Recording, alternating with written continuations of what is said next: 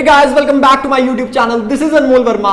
Today we are going to start a brand new topic of business studies, that is joint stock company. तो बच्चे, जैसे कि आपने देखा अभी तक की जो हमारी जर्नी थी वो क्या थी? हमने सोल प्रोपराइटरशिप बिजनेस पढ़ा. सोल प्रोपराइटर में क्या होता था? जहां पे एक अकेला मालिक जो है वो पूरे बिजनेस को क्या कर रहा है? चला रहा है. उस तरह के बिजनेस को क्या बोलते थे? Sole proprietor. उसके बाद बच्चे हमने देखा कि जॉइंट हिंदू फैमिली बिजनेस क्या होता है. उसके बाद हमने क्या पढ़ा? जॉइंट हिंदू फैमिली बिजनेस क्या होता है, जहां पे पूरी फैमिली मिलकर एक बिजनेस को चला रही है और जो फैमिली का सीनियर मोस्ट पर्सन था वो क्या होता था? करता होता.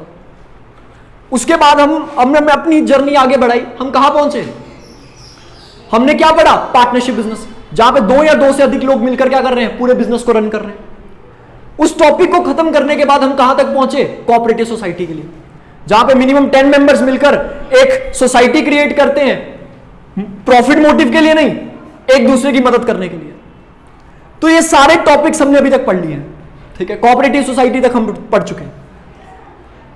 अब हम कहां पहुंचे हैं? जॉइंट स्टॉक कंपनी में. बात करते हैं कि कंपनी होती क्या है, या फिर एक ये जो जॉइंट स्टॉक कंपनी वर्ड है क्या है.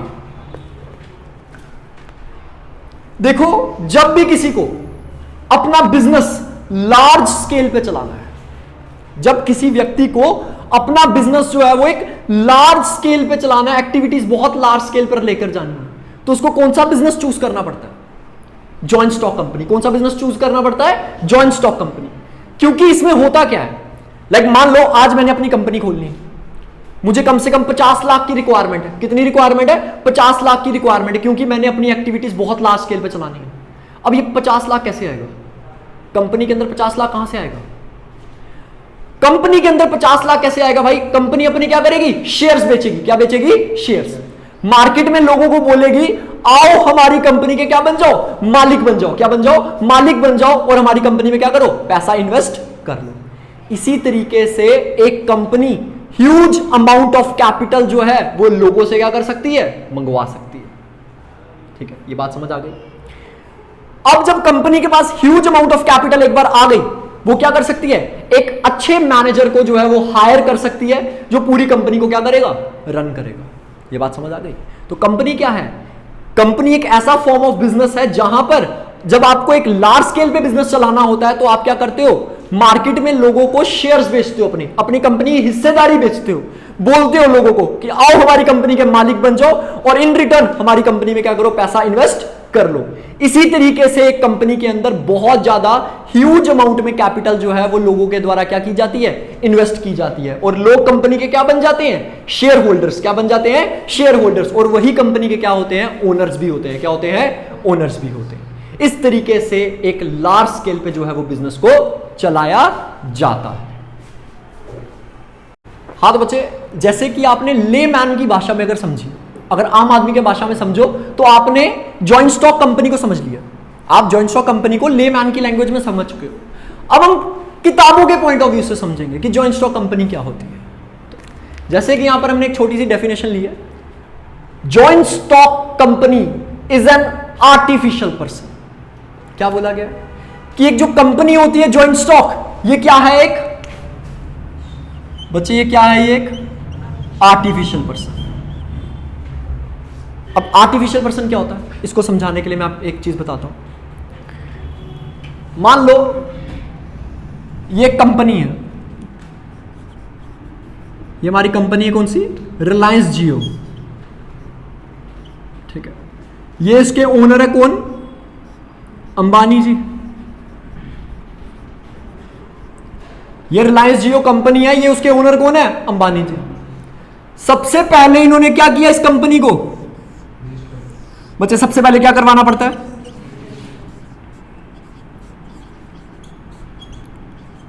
सबसे पहले अंबानी जी ने जिस दिन ये कंपनी ओपन की थी, सबसे पहले इस कंपनी को उन्होंने क्या करवा रखा था? रजिस्टर करवा रखा था.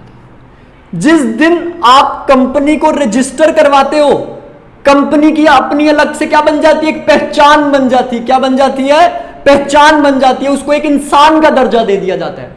क्या दे दिया जाता है? कंपनी को एक इंसान का दर्जा दे दिया जाता है. उस दिन से कंपनी को अलग ट्रीट किया जाता है और उसके ओनर्स को क्या ट्रीट किया जाता है? अलग ट्रीट किया जाता है.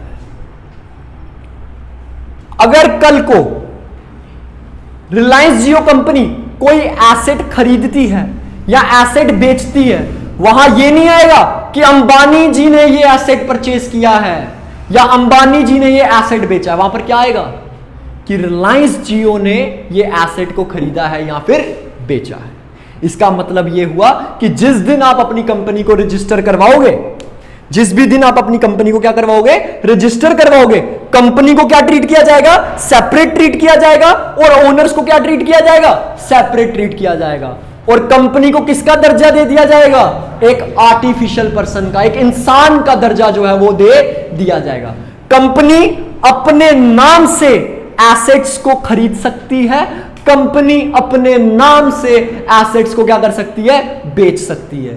वहां पर ओनर्स का नाम यूज नहीं होगा, वहां पे किसका नाम यूज होगा, एक कंपनी का। क्यों, कंपनी क्या बन चुकी है, एक आर्टिफिशियल पर्सन। बेशक वो ह्यूमन बींग्स की तरह रेस्पिरेशन नहीं कर सकती, ठीक है, डाइजेशन ये सब नहीं की चीजें कर सकती, ह्यूमन बींग वाले काम नहीं कर सकती, लेकिन दर्जा उसको किसका दे दिया जाता है, एक इंसान का दर्जा दे दिया जाता है। ठीक है भाई, joint stock company is an artificial person having separate legal existence.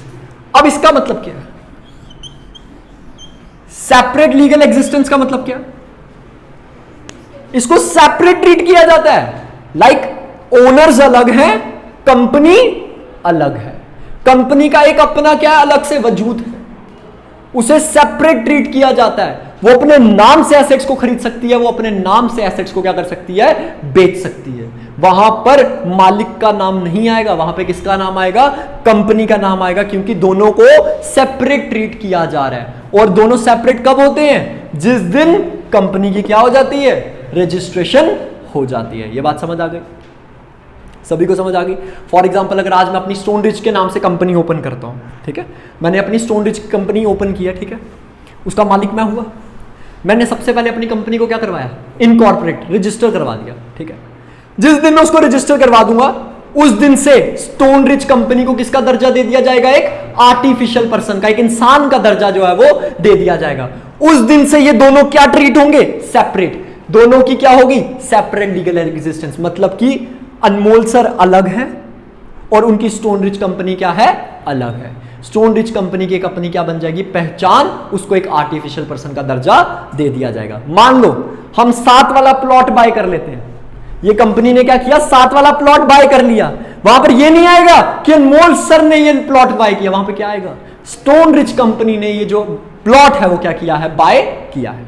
या फिर अगर मैं किसी आउटसाइड कंपनी के साथ कॉन्ट्रैक्ट में आ जाता हूं, ठीक है, मैंने फॉर एग्जांपल उदय की कंपनी के साथ क्या कर लिया, कॉन्ट्रैक्ट कर लिया, वहां पर यह नहीं आएगा कि अनमोल सर इसके साथ कॉन्ट्रैक्ट में आए, वहां पर क्या आएगा कि स्टोन रिच कंपनी जो है वो उदय कंपनी के साथ क्या आ चुकी है, कॉन्ट्रैक्ट में आ चुकी है। यह मतलब होता है किसका, सेपरेट लीगल एग्जिस्टेंस का। होप सो यहां तक समझ आ गया होगा। परपीचुअल सक्सेशन, यह भी इंपॉर्टेंट पॉइंट है। परपीचुअल सक्सेशन का मतलब होता है बच्चे, कंपनी को शुरू कैसे किया गया था, रजिस्ट्रेशन के द्वारा। कंपनी शुरू कैसे हुई थी, रजिस्ट्रेशन के द्वारा। आपने सबसे पहले कंपनी की क्या करवाई, रजिस्ट्रेशन करवाई, मतलब लॉ के द्वारा, कानून के द्वारा एक कंपनी को क्या किया गया, शुरू किया गया। और खत्म भी कैसे किया जाएगा, कानून के ही द्वारा क्या किया जाएगा, इसको खत्म किया जाएगा। ऐसा नहीं है कि अगर कोई ओनर मर जाएगा तो कंपनी बंद हो जाएगी। किसी भी मेंबर या ओनर के आने या जाने से कंपनी को कभी भी अफेक्ट नहीं पड़ता। मालिक जी रहा है, मर रहा है, उससे कंपनी को कोई इफेक्ट नहीं है। कंपनी रजिस्ट्रेशन कानून के द्वारा शुरू हुई थी और अब वो कानून के द्वारा ही क्या होगी, खत्म होगी। ये किसका मतलब था, परपीचुअल सक्सेशन का। Last, common seal. अब बहुत सारे बच्चे ना एक छोटा सा प्रश्न करते हैं कि सर कॉमन सील क्या होता है। देखो मैंने आपको क्या बोला, जिस दिन आपने कंपनी को रजिस्टर करवाया, कंपनी सेपरेट हो गई, ओनर सेपरेट हो गए, दोनों को अलग ट्रीट किया जा रहा है। कंपनी को किसका दर्जा दे दिया गया, एक आर्टिफिशियल पर्सन का। बेशक वो इंसान नहीं है, लेकिन उसको एक मनुष्य का वो दे दिया गया, दर्जा दे दिया गया। वो अपने नाम से एसेट ले सकता है, अपने नाम से एसेट बेच सकता है। तो मान लो स्टोन रिच कंपनी ने उदय की कंपनी के साथ क्या आना है, कॉन्ट्रैक्ट में, वहां पर कंपनी को क्या करना पड़ेगा, सिग्नेचर करना पड़ेगा, कंपनी के सिग्नेचर चाहिए ना, अनमोल सर के सिग्नेचर नहीं चलेंगे वहां, किसके सिग्नेचर चलेंगे? कंपनी के। तो कंपनी तो एक आर्टिफिशियल पर्सन है ना, आर्टिफिशियल पर्सन कैसे साइन करेगा? सोचने वाली बात है, कंपनी कैसे, स्टोनिश कंपनी साइन कैसे करेगी? नहीं कर सकती। इसीलिए कंपनी की अपनी एक स्टैंप होती है जिसके ऊपर उसका नाम क्या होता है? इनग्रेव्ड होता है। क्या होता है? इनग्रेव। जहां पर वो स्टैंप लग गई मतलब कि कंपनी किसी आउटसाइड कंपनी के साथ क्या आ चुकी है? कॉन्ट्रैक्ट में आ चुकी है। ये बात समझ आ गई? यहां तक समझ आ गया? इस चीज को क्या बोला जाता है? कॉमन सील बोला जाता है। आशा करता हूं कि आपको अभी मीनिंग वाला जो पार्ट है वो समझ आ गया होगा। हाँ तो बच्चे, जैसे कि आपने देखा अभी हम जॉइंट स्टॉक कंपनी का मीनिंग बहुत अच्छे से कर चुके हैं। अब हम बात करेंगे जॉइंट स्टॉक कंपनी के क्या क्या फीचर्स होते हैं। फीचर्स के बारे में बात करते हैं तो चलिए देखिए, यहां पे पहला फीचर आता है सेपरेट लीगल एग्जिस्टेंस। वही चीज बार बार दोहरा रहा हूं कि जब कभी भी किसी कंपनी को इनकॉर्पोरेट किया जाता है, रजिस्टर किया जाता है, कंपनी और उसके जो ओनर्स होते हैं वो क्या ट्रीट किए जाते हैं? सेपरेट ट्रीट किए जाते हैं। कंपनी अपने नाम से एसेट्स को बाय कर सकती है, कंपनी अपने नाम से एसेट्स को सेल कर सकती है, और अपने नाम से ही किसी आउटसाइड कंपनी के साथ क्या आ सकती है? कॉन्ट्रैक्ट में आ सकती है। वहां पर ओनर का नाम कहीं पे भी यूज नहीं होगा क्योंकि कंपनी की अपनी क्या है? एक अलग पहचान है। अब बच्चे, अब हम चलते हैं अपने सेकंड पॉइंट की तरफ जिसका नाम क्या है? Artificial person. जैसे कि आपने ऊपर भी पढ़ा, जिस दिन आप कंपनी को रजिस्टर करवाते हो, कंपनी का एक अलग क्या बन जाता है? एक अलग दर्जा बन जाता है। उसको एक आर्टिफिशियल पर्सन का क्या दे दिया जाता है? दर्जा दे दिया जाता है। हाँ, वो एक ह्यूमन बीइंग की तरह बिहेव नहीं कर सकता, लेकिन फिर भी उसको एक आर्टिफिशियल पर्सन बोला जाता है जो कि कानून के द्वारा क्रिएट किया गया है, लॉ के द्वारा क्या किया गया है? क्रिएट किया गया है। अब देखो, जैसे कि कंपनी आर्टिफिशियल पर्सन है, लेकिन वो अपनी एक्टिविटीज को खुद तो परफॉर्म कर नहीं पाएगा। उन एक्टिविटीज को परफॉर्म करने के लिए कौन लोग बना रखे हैं? Board of directors. कौन बना रखे हैं? बोर्ड ऑफ डायरेक्टर्स, जो क्या करते हैं? पूरी कंपनी को मैनेज करते हैं, पूरी कंपनी को क्या करते हैं? कंट्रोल करते हैं। समझ आ गई यहां तक? अब हम नेक्स्ट पॉइंट पे चलते हैं, रजिस्ट्रेशन।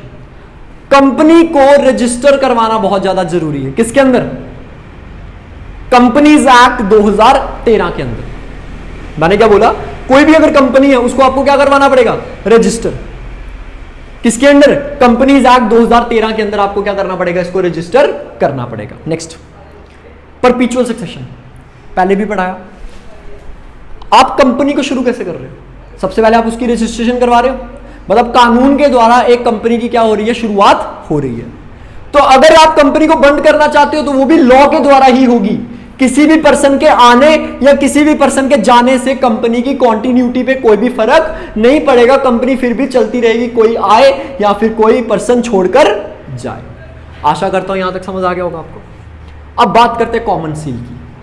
जैसे आपको पता है, जिस दिन आप कंपनी की रजिस्ट्रेशन करवा देते हो, कंपनी सेपरेट हो चुकी है, उसके ओनर्स क्या हो चुके हैं? सेपरेट। अगर कंपनी को किसी और कंपनी के साथ क्या आना है? कॉन्ट्रैक्ट में आना है, तो वहां पर कंपनी के क्या चाहिए? सिग्नेचर चाहिए। वहां पर कंपनी के क्या चाहिए? सिग्नेचर। तो इसीलिए कंपनी की क्या होती है? स्टैंप होती है, जिसके ऊपर उसका नाम क्या होता है? इनग्रेव्ड होता है। क्या होता है? इनग्रेव्ड होता है। और जब वो स्टैंप एक पर्टिकुलर जगह पर लग जाए, इट मींस कंपनी उस कंपनी के साथ क्या आ चुकी है? कॉन्ट्रैक्ट में आ चुकी है। तो हम कह सकते हैं कॉमन सील का यूज क्या है? कॉमन सील का यूज सिर्फ इतना है कि लाइक एक कंपनी जो है वो एक आर्टिफिशियल पर्सन है, सिग्नेचर तो खुद कर नहीं सकती, तो वहां पर उसके सिग्नेचर के लिए किसको यूज किया जाता है? कॉमन सील को जो है वो क्या किया जाता है? यूज किया जाता है। Transferability of shares. मान लो मेरी एक कंपनी है, स्टोन रिच ट्यूटोरियल। आप लोगों ने मेरी कंपनी में पैसा इन्वेस्ट किया हुआ है, आप मेरी कंपनी के क्या हो? ओनर्स। अब आप इस चीज के बीच में से निकलना चाहते हो, आप मेरी कंपनी के ओनर नहीं रहना चाहते, तो आप सिंपली क्या करोगे? आप अपने शेयर्स जो है वो किसी थर्ड पर्सन को क्या कर दोगे? सेल कर दोगे। ऑटोमेटिकली आप उस कंपनी का पार्ट नहीं है। ये बात समझ आ गई? वापिस से रिपीट करता हूं, अगर आपने किसी कंपनी के शेयर्स को बाय किया है तो इट मींस आप उस कंपनी के क्या बन चुके हो? ओनर्स बन चुके हो। अब आप उस कंपनी को छोड़कर जाना चाहते हो, वहां का पार्ट नहीं रहना चाहते, तो सिंपली आप क्या करोगे? अपने जो शेयर्स हैं वो किसी थर्ड पर्सन को क्या कर दोगे? सेल कर दोगे, और आप उस ओनरशिप के बीच में से निकल जाओगे। आशा करता हूं ये पॉइंट आपको समझ आ गया होगा। Next, separation of ownership and control. बड़े सारे बच्चों को लगता है कि कंपनी के अंदर जो शेयर होल्डर्स होते हैं, जिन्होंने पैसा लगाया है, वही कंपनी के ओनर्स और वही कंपनी को क्या करते हैं, कंट्रोल करते हैं। ऐसा नहीं है। देखो शेयर होल्डर्स कौन है, जिन्होंने कंपनी के अंदर क्या किया है, पैसा इन्वेस्ट किया। अगर आप किसी कंपनी में पैसा इन्वेस्ट कर रहे हो, आप उस कंपनी के क्या बन जाते हो, शेयर होल्डर, मतलब आप उस कंपनी के क्या हो, मालिक हो। और कंट्रोल किसके हाथ में है, डे टू डे उसको मैनेज कौन कर रहा है, कंपनी को, बोर्ड ऑफ डायरेक्टर्स। कौन कर रहा है, बोर्ड ऑफ डायरेक्टर। देखो होता क्या है, जब फॉर एग्जांपल आप सारे मेरी कंपनी के क्या थे, ओनर्स, आपने मेरी कंपनी में क्या लगा रखा था, पैसा। अब क्या होगा, आप सब लोग मिलकर बोर्ड ऑफ डायरेक्टर्स को क्या करोगे, इलेक्ट करोगे, सिलेक्ट करोगे, ठीक है। वही बोर्ड ऑफ डायरेक्टर्स क्या करेंगे, पूरी कंपनी को कंट्रोल करेंगे, पूरी कंपनी को क्या करेंगे, मैनेज करेंगे। समझ आ गई ये बात। At last limited liability. मान लो कोई कंपनी है, हमने एक कंपनी ओपन की, लेकिन वो कंपनी आज डूब रही है, लॉसेस चल रहे हैं, लोगों का कर्जा देना है। आप सब वहां के क्या हो, शेयर होल्डर्स हो। आप लोग उतना ही पैसा दोगे जितना आपका कंपनी में क्या है, हिस्सा है। जितना जितना पैसा आपने इन्वेस्ट किया था ना कंपनी के अंदर, कल को अगर कंपनी डूबी और लोगों का कर्जा अगर देना पड़ा, तो आप उतना ही पैसा दोगे भाई जितना आपका कंपनी में क्या है, हिस्सा है या फिर शेयर है। तो आशा करता हूं कि आपको सभी फीचर्स वाले जो पॉइंट है वो समझ आ गए होंगे। और अगर आपको वीडियो पसंद आई हो तो वीडियो को लाइक एंड चैनल को सब्सक्राइब जरूर कर दो।